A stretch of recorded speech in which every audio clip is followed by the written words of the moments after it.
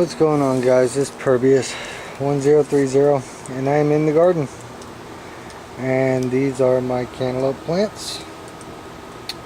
Oh, and it is September 19th 2014, Friday. Sorry, sometimes I forget those little details. So yeah, we're in the garden just checking some stuff out. I got some basil I probably should be harvesting. I got my cantaloupe plants, which are getting pretty tall there. Yeah, I put them on tomato cages and they just run amok on those things. So, and here I got a few radishes that are due to be picked. Some garlic down there, so you can see the garlic. Don't look like much right now, but it is. A few carrots, not much. I gotta plant more stuff in here. Oh yeah, I wanted to show you guys this. My little pride and joy. Well, I still have it. Right here, this is a cantaloupe. Or a honeydew melon. But it is a cantaloupe plant, but I call them honeydews. I know, they're two different things. But they seem to be growing fairly well. Like I told you guys before, I've been checking the bottom of my plants, making sure there ain't no critters, because they'll sneak right in there on you. And another thing I want to do is show you guys this plant. This is one plant. All this right here, this is all one plant. Starting to get little beans coming on there. It's a little bean.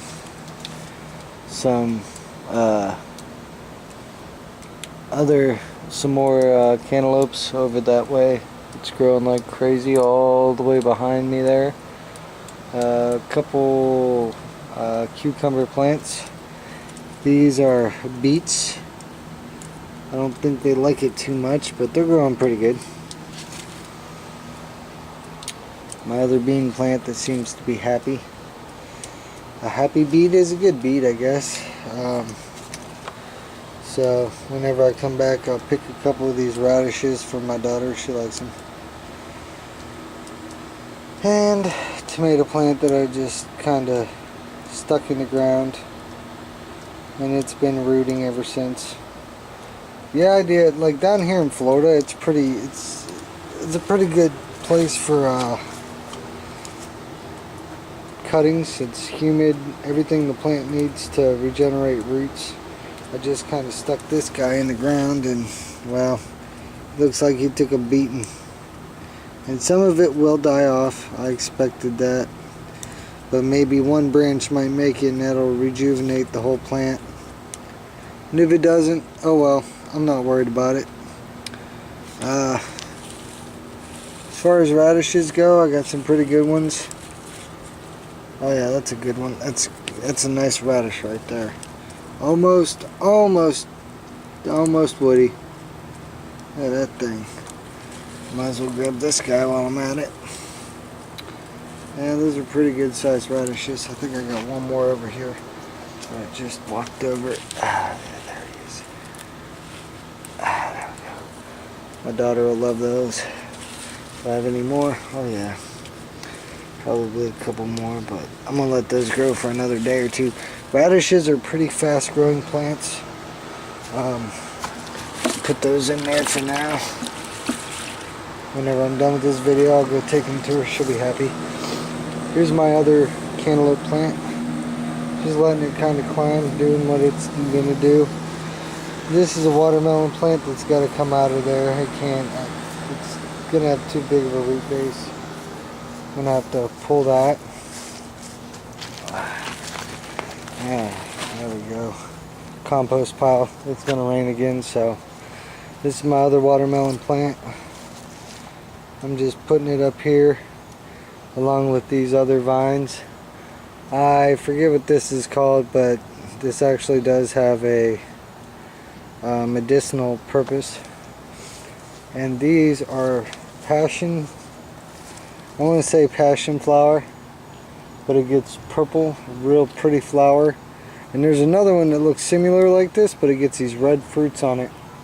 Pretty interesting stuff. A little snail in there. And I'm sure if I look close enough, you probably see like lizards running everywhere down here. But we are in South Florida. So let's go to the greenhouse, shall we? Alright. To the greenhouse we go. Let's set this thing up. Have a little chat.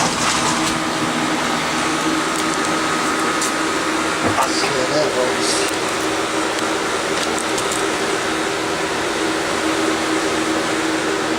Okay. Alrighty. So we're here in the greenhouse, and I transplanted all of my beans, put them all in either these pots or some water bottles, which I encourage people to do this because it's a good practice for recycling. You're not just, getting one use out of it and ditching it. They're good for plants. And you can see whenever they start to get the roots thick, the roots will actually show on the sides. Also, up here, put these ones in toilet paper rolls, and they work pretty good. Here's my tomato cuttings. I got a bunch of them. These are all beefsteak. This one actually they all came from this plant here. This is plant here, which was given to me by my brother-in-law. Thank you, Ken. He said it was dying. I disagreed. So I'm just using this as a mother plant. I have mealy bugs all over it. I've been fighting with them, but I think it'll be alright. I'm starting to get fruit set on it, so we'll see what happens with that. I got a few plants I am going to be sticking outside soon, probably putting them in the garden. Here I got some more tomatoes coming up. A few more tomatoes in this meat tray. Probably should separate them. If I'm not mistaken, I do believe these are cherry tomatoes. So, we'll see what happens with those. I gotta get some more topsoil to put on here. And then transplant these into bigger pots and so on and so forth. As far as cloning these tomatoes, it's been really easy. There's a couple channels on YouTube. I think it's MP Gardner. He's got a really good channel on tomatoes. He's got a big old greenhouse and everything, so whenever he does his stuff, it's on a much larger scale than what I'm doing here. Maybe one day I'll be able to build my greenhouse on one. That would be cool, but for now, I'm not going to do that. Plus, zoning in Florida, where I'm at, is really harsh, so just the way it is. But as far as cuttings go,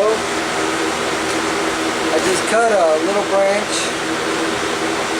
Look at that, it's already got roots, guys. I just cut this branch, threw it in here, like so. Just like that, nothing fancy, nothing spectacular. And let it grow. It'll do just fine. Let it do its thing. Growing plants down here is very easy. Almost too easy. I do have a couple sunflowers growing, and a lot of gardeners, they don't like sunflowers because they pull all the nutrients up from the rest of the plants. But I like them because, not everybody can afford to go out and buy a bunch of bird food. I like the birds. Down here in Florida we get parrots and really colorful birds, so I figure a few sunflowers is my gratuity, if you will, to nature. Let me see here. That one rooted, I'm pretty sure all of these rooted. Oh yeah, that's got roots on it. It's probably getting ready to poke through, so I'm going to have to replant this soon. Don't want to break that main root stem, but every one of these are going to turn into a tomato plant.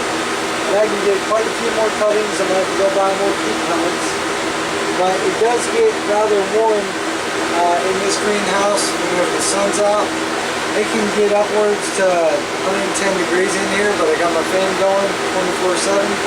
I like to keep the air circulation. I believe that is a big part growing in a greenhouse is the air circulation. You keep that going, you're going to have some pretty good production. And you know what? While I'm sitting here talking to you, I figure I'll just take another cutting here. Let me see, what do I got? You look good. So this is all I do. I cut off the plant, take a little skin off of it, and find me a heat plant here, one that isn't so soaked in something or other. Oh wait, that one's got a seed in it. And another one's got a seed. There we go. So this has nothing in it.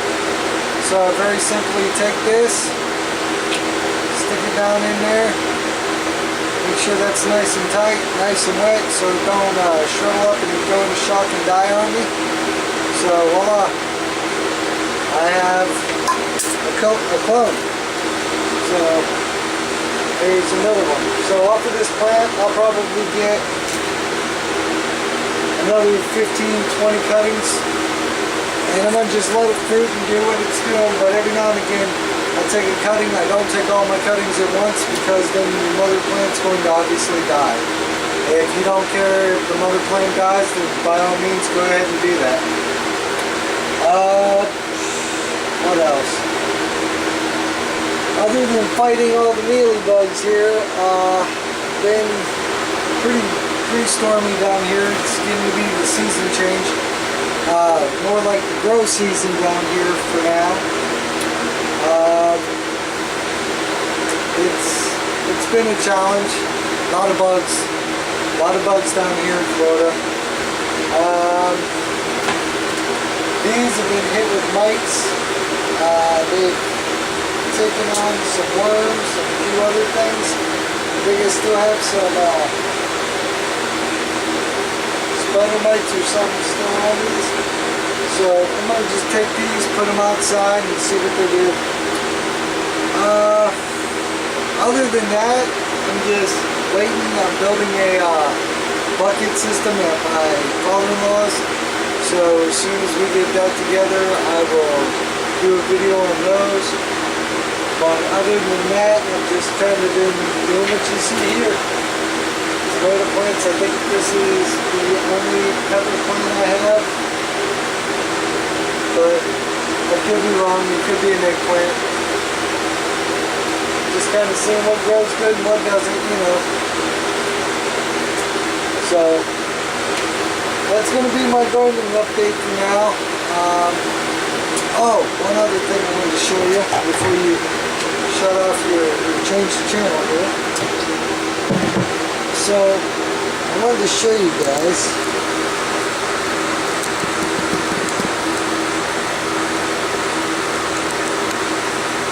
this tomato plant right here is the same age as this tomato plant. Okay, same age. But this one is doing a lot nicer, as you can see, very white roots. All I did was a regimen of water and compost tea, and it's doing quite nicely. So,